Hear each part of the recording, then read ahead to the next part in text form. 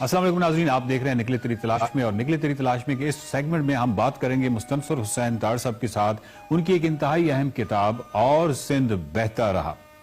تار صاحب، میرا پہلا سوال یہ ہے کہ سندھ جس کو آپ سنہری سندھ کہتے ہیں، اور اسپیشلی دانش کے حوالے سے دیکھیں تو آپ نے کسی جگہ لکھا ہے کہ سندھ کی سرزمین جو ہے یا سندھ کی سیاحت جو ہے وہ انٹلیکچولی آپ پر بہت زیادہ اثر انداز ہوئی۔ سندھ کے ساتھ آپ کا تعلق تحریری حوالے سے تو بہت پرانا اور بڑا مضبوط ہے۔ آپ نے ایک جگہ لکھا کہ سندھ کے ساتھ میری یاریاں بڑی پرانی ہیں، لیکن اور سندھ بہتا رہا اس کتاب کے تناظر میں دیکھیں تو سندھ یاترا کے حوالے سے آپ نے کچھ دیر نہیں کر دی؟ ہمیشہ دیر کر دیتا ہوں میں منیر نیازی کے مطابق۔ ٹریکنگ بھی میں نے 50 سال کی عمر میں کی، شادی بھی دیر سے کی، میرا خیال لٹریچر میں بھی 30 سال کے بعد آیا، تو یہ میری خصلت ہے کہ دیر کر دیتا ہوں۔ اور وہ کہتے ہیں نا کہ سہج پکے سو میٹھا، میں اس پہ یقین رکھتا ہوں۔ دریائے سندھ کے ساتھ میری بہت یاریاں شروع سے، بشام میں جب بھی میں گیا یا نارتھ میں جب بھی گیا تو سندھ ساتھ ساتھ رہا۔ بلکہ آپ کو یاد ہوگا کہ دریائے شیوک ملتا ہے سندھ سے، سندھ ادھر سے آ رہا ہے اور ادھر سے خپرو کی طرف سے دریائے شیوک آتا ہے جی، اور وہ ایک عجیب سنگم ہے۔ اور وہاں پہ میں نے ایک چیز کا اظہار کیا تھا کہ بھئی ایکچولی دریاؤں کے بھی نصیب ہوتے ہیں، جس طرح ہمارے نصیب ہیں ادیبوں کے، شاعروں کے یا کریٹو لوگوں کے، کہ اللہ تعالیٰ کی طرف سے کسی ایک کو انعام مل جاتا ہے، کسی دوسرے کو نہیں ملتا، چاہے وہ اتنا ہی اچھا ہو۔ چنانچہ وہاں پہ دریائے شیوک ایٹ ٹائمز زیادہ شاندار ہے سندھ کی نسبت، بالکل درست، لیکن لیکن جب وہ ملتا ہے سندھ میں تو وہ بھی سندھ میں مدغم ہو جاتا ہے۔ تو وہاں سے شروع ہو کے سندھ کا سفر جو ہے، اس کے بعد قربت باغ میں محبت میں میں 3 دن میں نے سندھ کا سفر کیا، اور بالآخر میں سندھ بھی گیا۔ میں سرسری گزرا، مجھے کہہ لینے دیجئے کہ یہ کوئی سندھ کے بارے میں جو میں نے لکھا ہے کہ سندھ اتنی ایک ڈیپتھ والی سرزمین ہے کہ اس کا احاطہ نہیں ہو سکتا ایک چھوٹے سے سفر نامے میں، نہ سب کچھ دیکھا جا سکتا ہے نہ اس کو بیان کیا جا سکتا ہے۔ بالکل صرف سرسری سا ایک جو ہوتا ہے اپنے عشق کا اظہار یا اس کے دریاؤں کا جو ہے طلسم جو ہے، جی جی، اور اس کے صحراؤں کی جو اٹریکشن ہے اور اس کے جو پرندے ہیں یا اس کی اوور آل ایٹماسفیئر، اس کا سرسری طور پہ ذکر کیا جا سکتا ہے۔ چنانچہ میں دیر سے گیا، اور سندھ یہ کہہ لیجیے کہ وہ میرے لیے سرپرائز نہیں تھا۔ صحیح، یہ نہیں ہوتا ہے نا، کیونکہ وہ میری اپنی سرزمین تھی۔ آپ جانتے ہیں کہ سندھ سے سندھو، اور انڈیا بھی سندھ سے آیا، یہ پورا خطہ جو ہے سندھ کے نام سے، اور وادی سندھ کی تہذیب جو ہڑپا کی تہذیب ہے، تو پاکستان کا جو پورا اگر کوئی ریفرنس بنتا ہے کسی تہذیب کا تو انڈس سیولائزیشن کا بنتا ہے، جی جی، اور ہم اس کو اون بھی کرتے ہیں۔ بعض لوگ ذرا بعد میں شروع کرتے ہیں، لیکن میں کہتا ہوں کہ بھائی جب سندھ نے بہنا شروع کیا تب سے پاکستان کی تہذیب کا آغاز ہو گیا۔ اچھا سر، یہ جو سفر نامہ ہے سفر سندھ کی اور سندھ بہتا رہا، اس میں آپ نے جمیل عباسی کا بڑا تفصیلی ذکر کیا، اور کیا ان کی شخصیت کا نقشہ آپ نے کھینچا ہے۔ گو کہ جمیل عباسی کا مختلف اور سفر ناموں میں بھی ذکر ملتا ہے، لیکن یہاں پہ آپ نے لکھا ہے کہ ہم کدھر جا رہے ہیں جمیل، سکھر سے روانہ ہو کر اس تاریک شب میں اترتے ہم جانے کہاں جا رہے تھے، بس یہیں سر، یہیں کہاں، بس ادھر ہی سر، ادھر کہاں، بس ادھر ہی سر۔ میں جمیل کی سعادت اور خصلت سے بیزار ہو چکا تھا کہ وہ کبھی مجھے حقائق سے آگاہ نہ کرتا تھا، ہمیشہ خوف زدہ رہتا تھا کہ کہیں میں ہراساں نہ ہو جاؤں، واپسی کا سفر نہ اختیار کر لوں، تو وہ مجھے اندھیرے میں رکھتا تھا۔ اور وہ جو عظمہ ہے اس کی گھر والی، وہ آسانی سے میری بیٹی ہو سکتی تھی اگر اس کی ناک کوریائی نہ ہوتی۔ تو میں جمیل سے پوچھتا ہوں، یہ ایک پسند کی شادی تھی؟ جی سر۔ تم نے اسے پسند کیا؟ نہیں سر، اس نے مجھے پسند کیا۔ تم اسے پسند نہیں کرتے؟ کرتا ہوں سر۔ تو بہت ہی کمال اس پوری کتاب میں خوبصورت ذکر ہے جمیل عباسی کا۔ تو وہاں پہ آپ کنڈیاروں میں بھی ٹھہرے، تو وہ قیام کیسا رہا آپ کا کنڈیاروں میں؟ اچھا، کنڈیارو ایک جو ہے نا ایک ڈیسولیشن سی ہے۔ ہم جو شہر کے لوگ ہوتے ہیں ذرا جب کھلی فضاؤں میں جاتے ہیں، جی، اور جب ہماری نظریں جو ہیں وہ ان بدی اشیاء سے نہیں ٹکراتی جو حضرت انسان نے بنائی ہیں، تو اس میں ایک وحشت اور ایک ہم ذرا انیزی سا فیل کرتے ہیں. ہمیں عادت ہوتی ہے شہر کے شور کی اور عمارتوں کی. جس طرح پچھلے دنوں دھند بہت تھی لاہور میں، 4-5 روز رہی. تو جب وہ دھند کلیئر ہوئی تو تب مجھے احساس ہوا کہ یہ کتنا بدصورت شہر کیوں ہے. اس لیے کہ وہ جتنی بھی حضرت انسان نے چیزیں بنائی ہیں نا، ان میں خوبصورتی نہیں. وہ کاریں ہوں، بلڈنگیں ہوں، سڑکیں ہوں، کیونکہ دھند میں روپوش کر دیتی تھی، اس لیے مجھے یہ شہر خوبصورت لگتا تھا. تو اسی طرح کنیاروں میں جب آپ جاتے ہیں تو وہ کھلی فضائیں اوریجنل.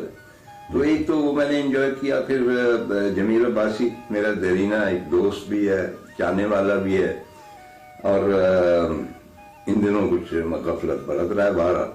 تو وہ وہاں پہ چھوٹا موٹا وہ پیر بھی ہے. وہاں پہ ایک جو مسجد ہے اس کے ماموں نے بنائی ہے جی. وہ مسجد ایک عجوبہ ہے.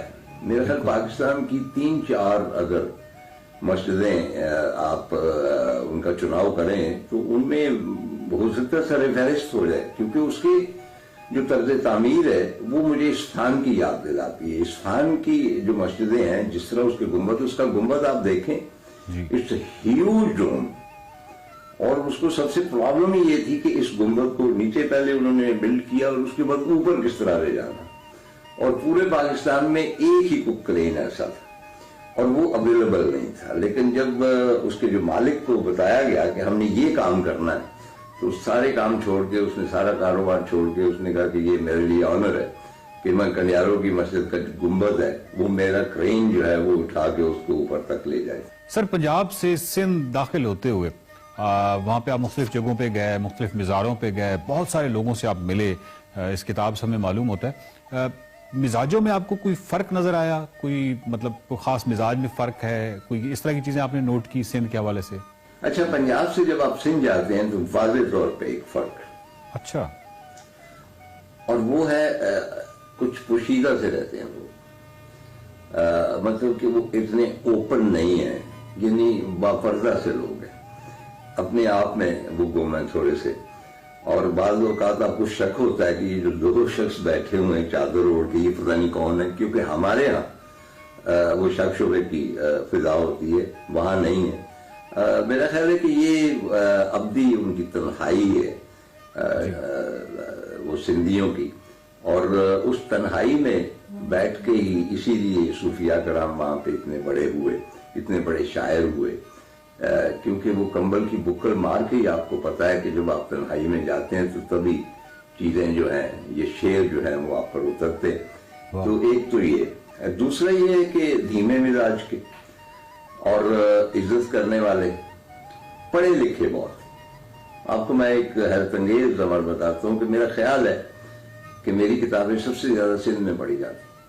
اچھا، اس میں کوئی حیرت کی بات نہیں کہ پڑھی جاتی ہے. حیرت کی یہ بات کہ بہت سارے لوگوں کے ساتھ میرا رابطہ ہوا جنہوں نے مجھے خطوط لکھے یا کراچی فیسٹیول میں مجھ سے ملے، اور ان میں سے بہت سارے عام سے لوگ، کاشتکار تھے اور مطلب کہ چھوٹے دکاندار تھے، یہاں تک کہ جو ہے یہ مڈل سکول اس کے ٹیچرز.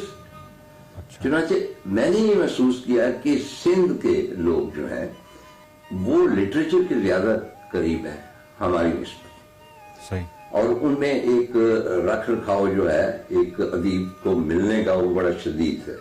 یعنی جتنی تعلیم سندھی لوگ کرتے ہیں آپ کی، ایک کسی بھی میں، یہ نہیں صرف میری، ایک کریٹو بندے کی، اور شاید اسی لیے بٹھائی کو وہ مقام ملا.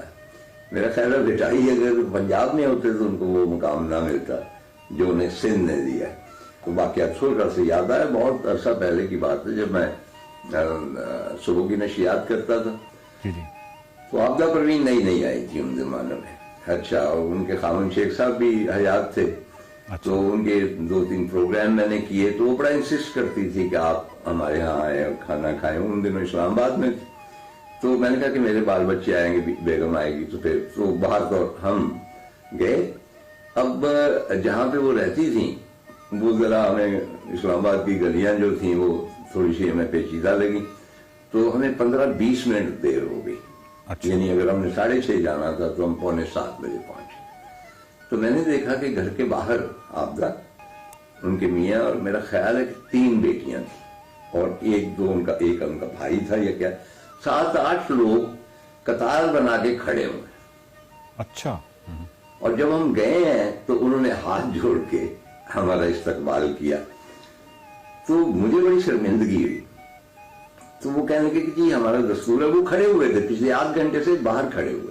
ये नहीं है कि मेहमान आके घंटी बजाए और आप मुलाजिम को भेजें, जाहिर है उनके पास मुलाजिम भी थे, वो खुद आए और बल्कि मुझे कहने लगी कि आप खाएंगे क्या। मैंने कहा कोई सिंधी चीज, और उन्होंने बिरयानी बना के मुझे खिलाई। ये मैं कह रहा हूँ कि इतनी बड़ी गुलकार है जी। और उनमें जो है एक आजिज़ी कह लीजिए और या मासूमियत कह लीजिए, वो सिंध की देन है। तो बेशतर लोगों में सिंध में मैंने ये खुसूसियत देखी।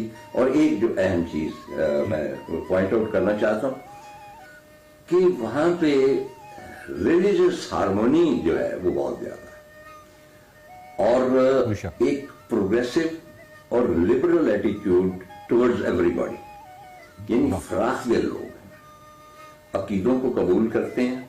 1-2 इंसिडेंट हो जाए वो अलग बात है, लेकिन ओवरऑल एक्सेप्ट करते हैं कि इस शख्स का अगर ये अकीदा है तो मुझे कोई ऐसी बात नहीं है। जहां भी मैं गया हूं मजहबी लोग हैं, लेकिन तासुब उस किस्म का जिस तरह का हमारे यहाँ पाया जाता है।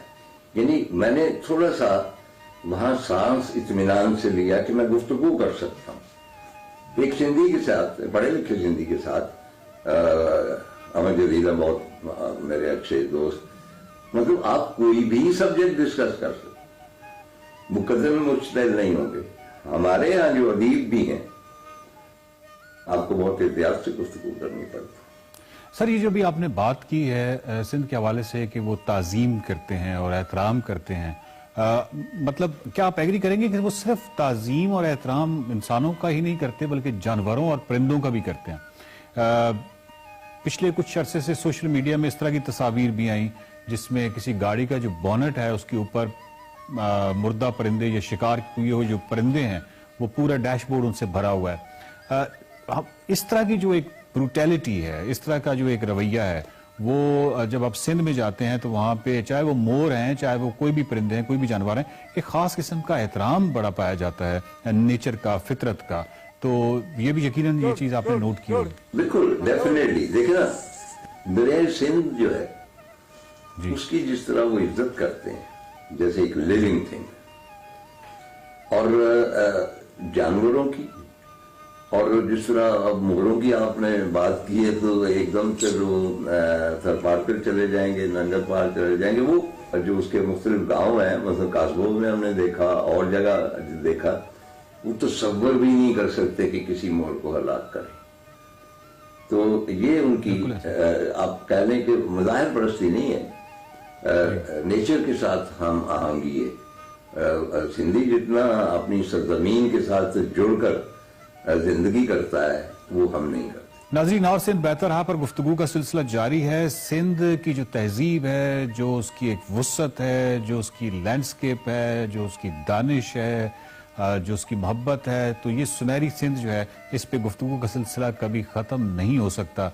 ना इस किताब में या किसी किताब में उसको मुकम्मल सिंध का अहाता किया जा सकता है, उसकी तहजीब का अहाता किया जा सकता है। तो इस प्रोग्राम में तो खैर मुमकिन ही नहीं है, लेकिन हम बहरहाल गुफ्तगू का सिलसिला जारी रखेंगे। अगली किस्त तक के लिए इजाज़त।